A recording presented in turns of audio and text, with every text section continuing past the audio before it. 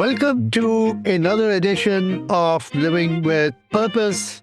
Today I have Gerome Seeney, who is starting a phenomenal new concept in the hospitality business and creating a place for a third home. So we're going to have a nice conversation and get to learn a little bit about Gerome, his background, and what he has in store for us in the future. So with that, please join me in welcoming Gerome. Thank you, Akhtar. I want to say living with a purpose is the only way of life for me. So being able to be a part of the podcast that is directly about that is great. Talk to me about where you were born, your family, your upbringing. So let's just start from there so our audience just gets a much better sense of you as an individual and the environment in which you grew up. I grew up in California, Rancho Cucamonga to be precise. My dad is from Germany. Mom is from America. Met my dad out there, and that's how I was created. But going back to California, I had a very diverse family. Half of my family was entrepreneurs, and the other half of my family were worker bees. So I would have to say that I grew up with that rich dad, poor dad type of mindset from day one. Most of my family, was very focused on and self-driven on either building a business or going to school. You couldn't do either or. You had to pick something from day one. It didn't matter what it is. When I was 5 years old, it was either, hey, you're gonna go play sports, you're gonna go start a business, you're gonna build a computer. What are you gonna do? And so for me, from jump, it was always about doing more than we were doing that day. My mom, my dad always distilled in me that today you were great, tomorrow you need to be greater.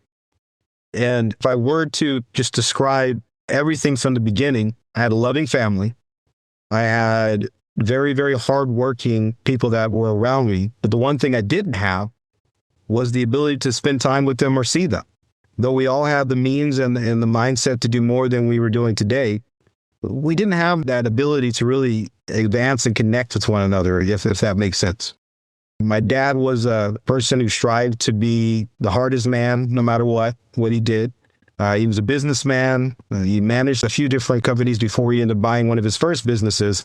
And there was a lot of struggles for him in that particular reign. My mom worked for a lot of different organizations as well, but I knew from jump that I needed to be more than what my family was that day. I knew that I needed to be more than what the people around me were capable of. But I also knew that I had to live with a purpose because that was the only mindset that we were told to do. At first, my focus was in sports. So, I jumped into sports quickly, played baseball. I was too small to play football. I'm not that tall of a man. And so baseball was my go-to. Luckily for me, I'm left-handed. So becoming a pitcher was the smartest thing I can do and the best thing for me. Threw a 105 miles per hour fastball, had one of the hardest curveballs you can see. And my changeup was unique, especially since I was left-handed. And so that was kind of my goal and my focus. So for most of my youth, I focused on baseball and, of course, schooling because that was a necessary need of a family. My grandfather was a radiologist. He was also a police officer, and he bought a lot of businesses across America, a lot in Los Angeles, and that's really where the hospitality really started for me. When my grandfather had the ability to start buying businesses, he would buy businesses in order to return it back to the original family. During the time that he had enough wealth to do it, the state itself were taking back some of these businesses in Los Angeles, and the families that used to own them had no choice. And so when my grandfather had enough money, he would buy the business, he would sell it back to them and allow them to do payments, or he would just buy the business and allow them to manage it if they didn't want to get back into it. And so he bought what I would call the Los Angeles version of Blockbuster, the Los Angeles version of, Rent-A-Center. And he would just buy these businesses up just so that, the families and the people that lived in that community still could have the same resources that they had before. And so as I grew up, I wanted to be my grandfather, but I also wanted to be a baseball player because that's kind of my mindset. So in high school, I decided that I wanted to go to college. I wanted to start at a young age because, why not? And it was kind of the purpose of me. Like I knew that once I got into college, I was going to focus a lot more on baseball if I had that opportunity. But I also still wanted to get a degree because I knew at an early age, you never know.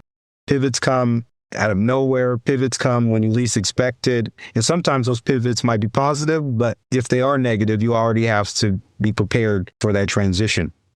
And so I went to a junior college while I was in high school. I was able to get 2 associate's degree before I graduated from high school. And then I was accepted to UCR, University of California, Riverside.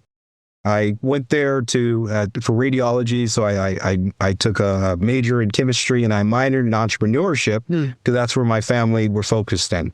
I got a dual scholarship for my academic, my athletic abilities.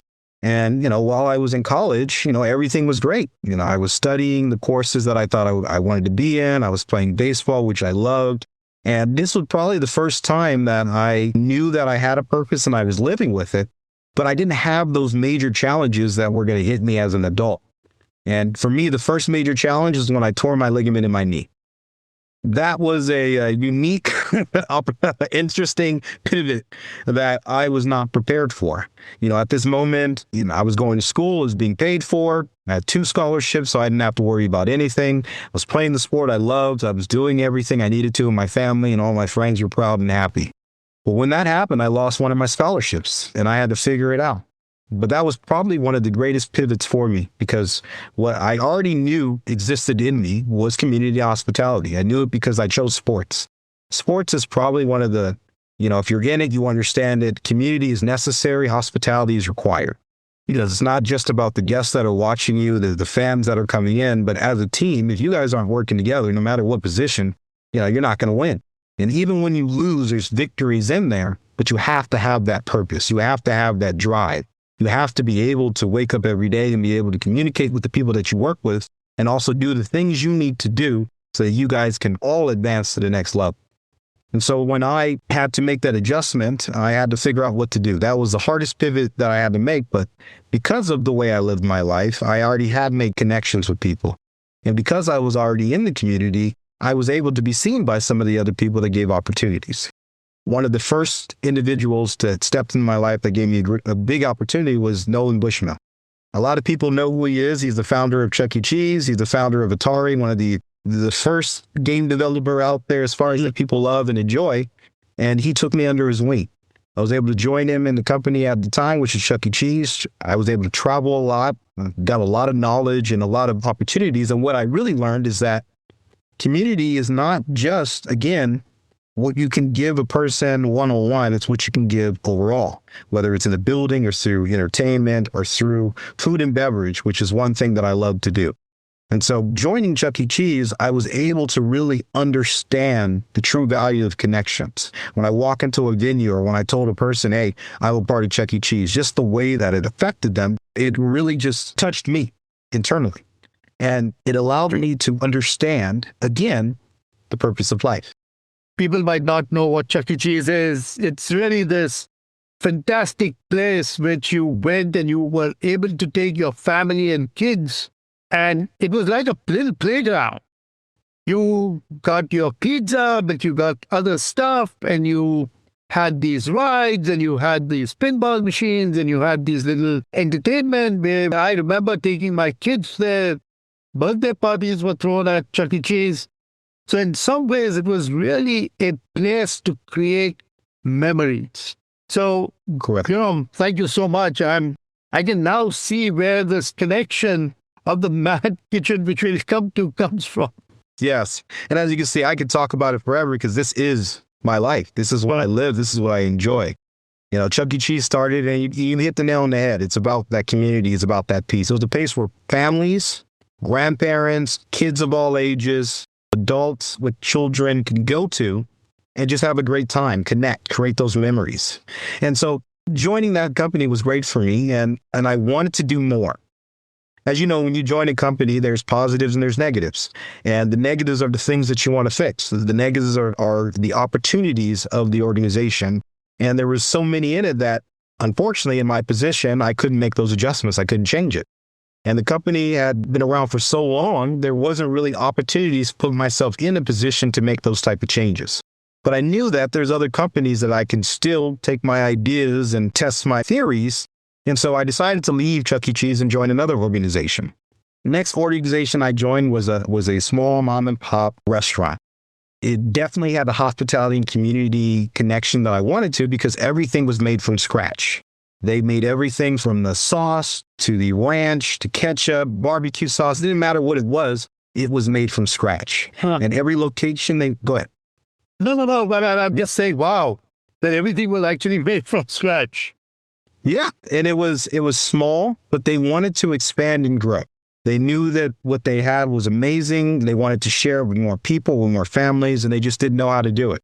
And I was lucky enough to, I would say that, my higher power, lucky enough to put me in a room with these individuals, and I was able to speak about my purpose and what I'm doing and why I feel that I would be a great fit to be able to help them expand this particular brand and business. I joined them. I was extremely young. They had 20 locations. I would say that during my tenure there, one thing that I loved was the amount of people that I was able to connect with. The first location I opened was in Louisiana, Shreveport to be specific. I interviewed in 2 days, 250 different people. Of those 250 different people, I remember their name, what they liked, how they felt, their families. I was able to connect with these people on a different level of magnitude than I ever did before. It brought me back to being a baseball player, brought me back to the fans that I was able to connect with at the different games. But it was a more unique experience because I was in a position to change their lives, whether it was to give them a job, give them a promotion in their life from what they did before. But overall, I was providing for one individual who had the ability to provide not just for their family, but for the friends around them. And that's when it hit me that that's what I enjoyed. That is what I wanted to do. I wanted to create a way to give to the people that I care about so that they can give to the people that they care about, and so on and so forth. And so while I was at Cheddar's, which was the name of the company, I started to develop these different tools. I started to develop these different ideas, and I was taking notes for them. I knew it wasn't the time to do it. I knew that I needed to make the adjustments as the job and the position required me, but I knew that there was more that I wanted to do than what I was doing that day. So I continued to talk to people. I continued to learn. I continued to take pivots and adjust myself so that I could grow, one, myself, but also the idea that I had to bring it to the world itself.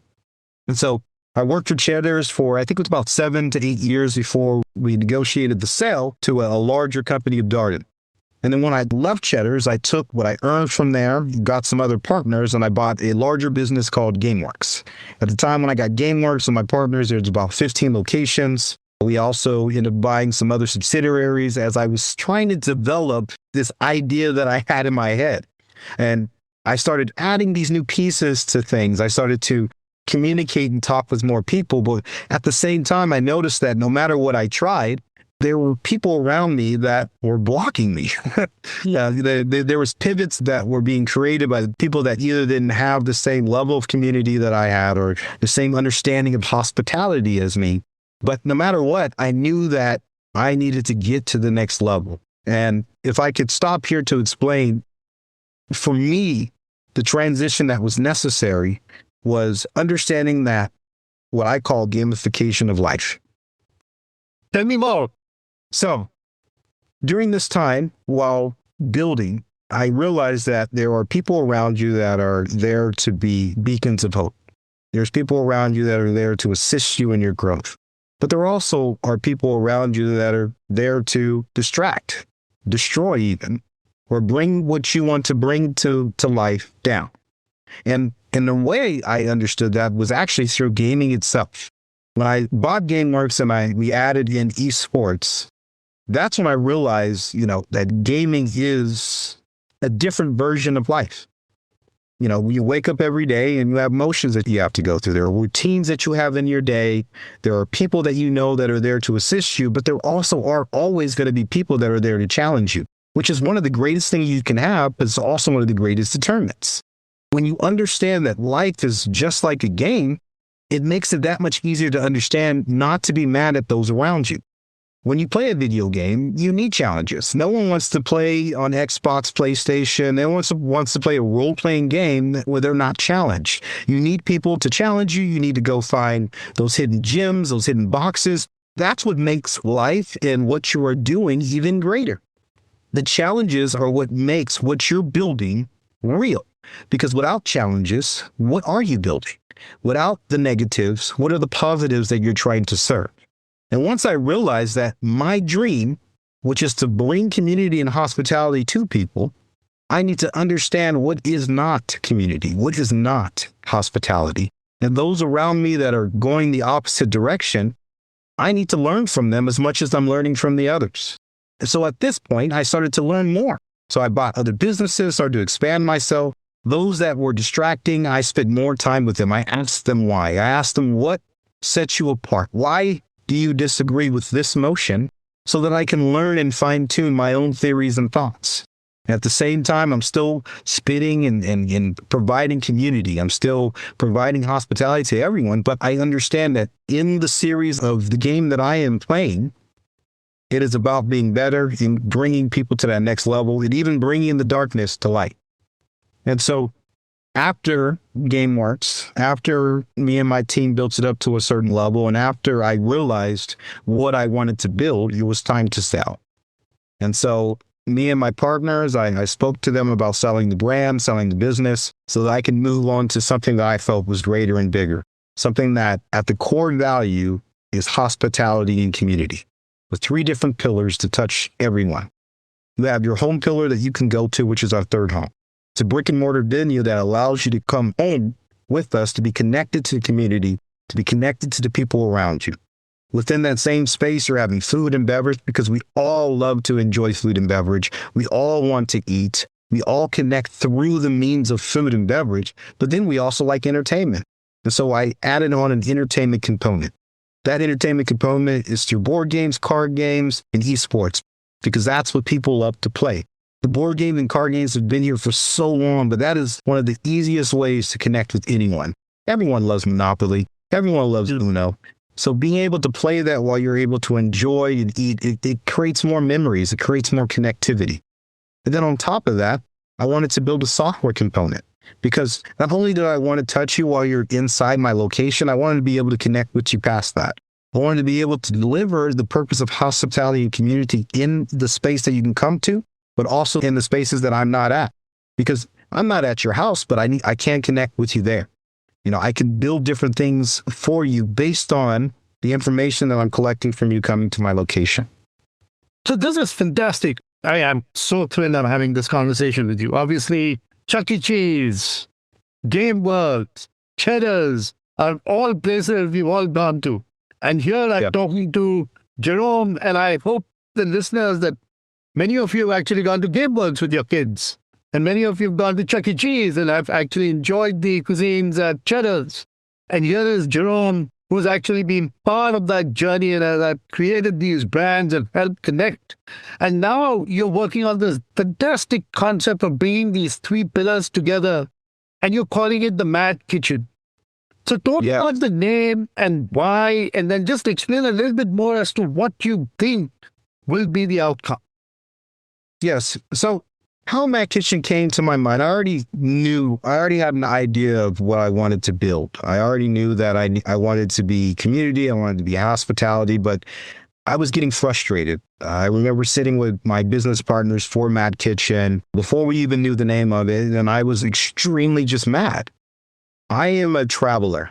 I've been to most of the states, tons of other countries, and I eat, I go out. And there's certain places that I go to repeatedly. And one thing that stuck out to me is the fact that they didn't remember me. The amount of money I spend there, the amount of times I go there, the amount of times I say hi, I talk to you, I learn your name, but you can't remember me. And that sat with me, that resonated, it frustrated me.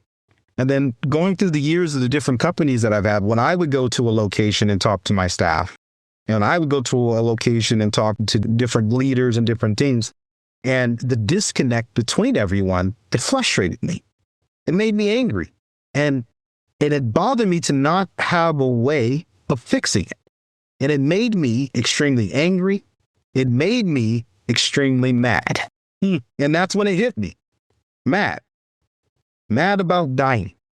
Mad about delicious delivery. Mad about dining data. Mad about everything. And for me, it's the kitchen. The kitchen is where it starts. Because no matter what business you are in, it's about the ingredients, whether it's a sales company, a marketing company, whether it's a law firm, it's all about the ingredients that make up the core values of you. And that's where the name Mad Kitchen came from. And then it was time to put it together. And so with the same frustrations I had, I stepped back and said, okay, let me put myself in the guest position. What do the guests feel when they walk into a venue? And then I took bullet points for that. I did research for that. I did case studies for that. And yes, I already had years of case studies already, but this was a new time. We're going into COVID as well. This is a new time. And so I wanted to talk to people to see where the disconnect was between guest and employee. And then I went and talked to employees and have the same conversations. Where's the disconnect this way? How do the employees feel about the guests? How do the employees feel about their direct leadership and then the ownership of the company? And then I realized the disconnect is simply because no one's truly communicating. Communication is necessary for anything. It's necessary for hospitality because you have to touch, talk, understand one another. It's necessary for community because how do you build a community if you're not communicating with the community? And then I said, okay, how do I fix this? Well, the easiest way to fix this is software, because software allows one to talk to one another just like an email. But with software, you can do even more. So I started off with that. I said, let's build a software component that allows my guests to connect with the employees and to connect with the owners. And then at the same time, let's build it to where the employees are treated like guests from the owners, because that's the only way it works. In hospitality has to be given at every single level. As the owner, my job every year is to deliver to you what you need as my employee. So if that's a year from now, you want a promotion, you want a raise, you want to be able to go travel to work at another location, my job is to provide the means for you to get there, whether it's giving you projects, communicating with you about your positives and your negatives, or just giving you the opportunity because you have already been doing it. But there needed to be something put in place to ensure that that happens. And that's where the software came in. And that was the first level. And then I said, okay, now that I understand how to talk to one another, how do I deliver on this promise? How do I ensure that when a guest comes in today and comes again tomorrow or next week, we know exactly who they are? Because that's something I want as a guest. And how do I make that easy for the employee to be able to know that that's the guest walking in, so they feel that same way? And I feel comfortable and at ease as an employee. And then I said, let's take it a step further. There's too many people that are out there today that go into a restaurant and are uncomfortable because they have a dietary restriction. I can't have onions. Some people eat cilantro and it tastes like soap. Some people can't eat cheese because they're lactose intolerant, which is me. I still eat cheese, but I do need to monitor the amount that I eat each day. But these things that make people uncomfortable. We make 20,000 decisions that are just based on food. 2,000 an hour, 226. We make, I believe, in 30 minutes just on food by itself. Decision fatigue is probably one of the biggest things that we go through, especially here in America. There's just so many things going on every day, not to mention your daily life routine. So when you walk into a restaurant, you have decision fatigue already in life. You walk into a restaurant, you can't eat this, you can't eat that, and you have to say it every time to that server that walks in. It's extremely uncomfortable. And then for the server, it's uncomfortable for them too. Because one, maybe they just started. Maybe they don't know what they can take off an item or not. And now they got to go to the kitchen and try to ask the chef, hey, can they not have this? And then you have to deal with, what if it doesn't come out that way? What if the server doesn't put it in correctly? So how do you fix this? Is what I told myself. And so I said, well, the software. We store the information. You just tell us once. You'll never have to tell us again. That takes care of you, the guests, takes care of the employee because it's already stored. Memory is already there. We're already connected to you. Not only does the software allow us to store this information for you to repeat and come back, but it also updates with you. It's your own personalization in our restaurant. So when you come in, it's designed for you. And when my employees talk to you, they're talking to you individually because they know who you are. When they're bringing you an item, they know it's your item. And that connection sparks a light for the employee because now they get to be comfortable. Now they don't have to worry about, am I going to get this right? It also makes it comfortable for the guests because they know every time they come to a Mad Kitchen, they're going to get it right. because I only had to tell him once. So, Gerome, when are we going to go visit a Matt kitchen? Hopefully soon. This year, our focus was to complete the application, which we are done.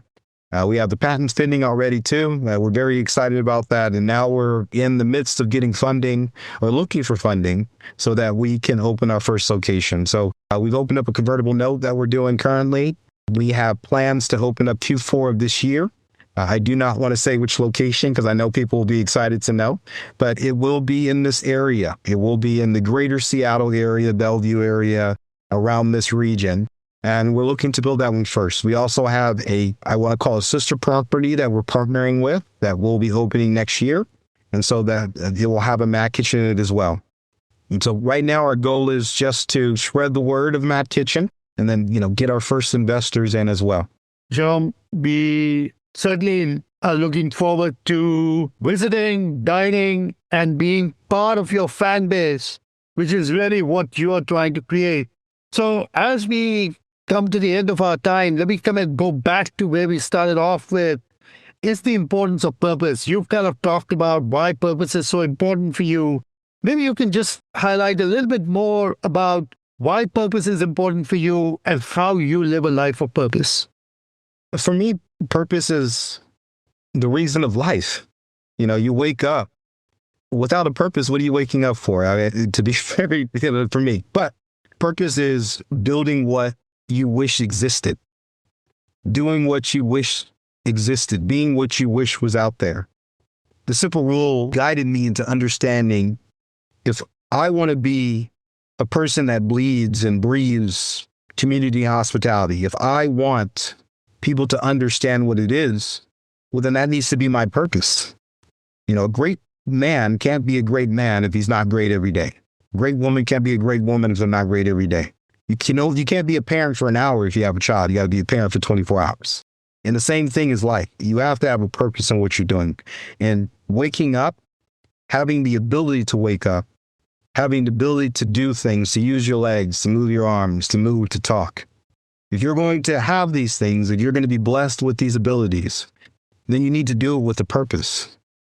That's such a great way to talk about that purpose is the reason for life. And it is your why. And the other thing that you said is this whole importance of ingredients, that everything in life is about ingredients and how you actually select the pieces that you are able to put together for yourself. So as we end, give us your one golden nugget, a piece of wisdom that you live by. For me, it's not to chase trends, but to create something meaningful that solves problems people don't even know they have. This is such an important way to kind of think about it, that how are you creating solutions for challenges that people don't even think they're challenges? And that to me is really the essence of somebody that is a creator. You, Gerome, my friend, is a creator. You've been a creator. I love the fact that you've been able to bring sports, entertainment, hospitality, and cuisine together, and you are actually treating people not as your customers, but as your fan base, because you are actually giving them an opportunity for a reason to continuously come back. As fans of teams, whether the team loses or wins, you're still a fan, because there is an experience that is created. And I just hope that Matt Kitchen will become that. So I'm so looking forward to being part of this journey. Again, to our listeners, purpose is that renewable source of energy that continues to drive humanity forward. Gerome, thank you so much for being part of the podcast.